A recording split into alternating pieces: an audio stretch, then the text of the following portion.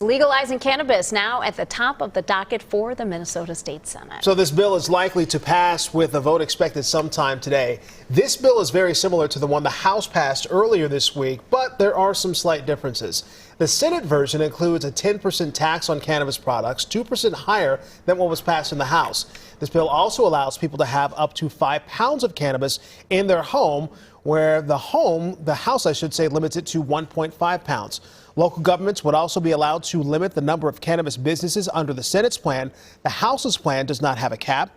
And expungements would also go into effect in 2025 under the Senate bill, which is much later than the House's version, which is effective this August. The push to legalize marijuana has many people talking outside of the Capitol, including Minneapolis Mayor Jacob Frey, who says he's been an advocate for years.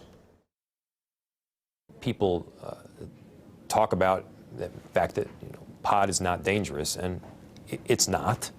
You need to make sure that it's properly regulated. You need to make sure that people know what they're ingesting. That's always the case. I'll tell you, it is dangerous if you've been caught and busted for a joint and you spent a bunch of time behind bars for it. If and once the Senate passes its version, then members from both the House and Senate will have to work together to work out their differences before a final version heads to the governor's desk.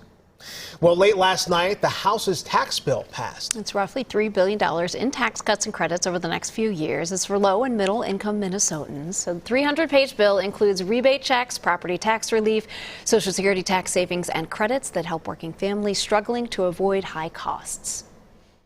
If we can invest in our young families and our vulnerable and the people who really need it, get the resources to the people who need it, that's going to make my job a lot easier. We have a $17.5 billion surplus, and that needs to be returned to Minnesotans. We need to do the right thing for the residents of Minnesota. Unfortunately, this tax bill doesn't look like we are headed in that direction. The Republicans have been pushing for the full repeal of the state tax on Social Security. This plan doesn't do that, but it does increase the number of seniors who wouldn't pay anything to the state on those benefits. There's also a new tax increase on the wealthiest Minnesotans in the state.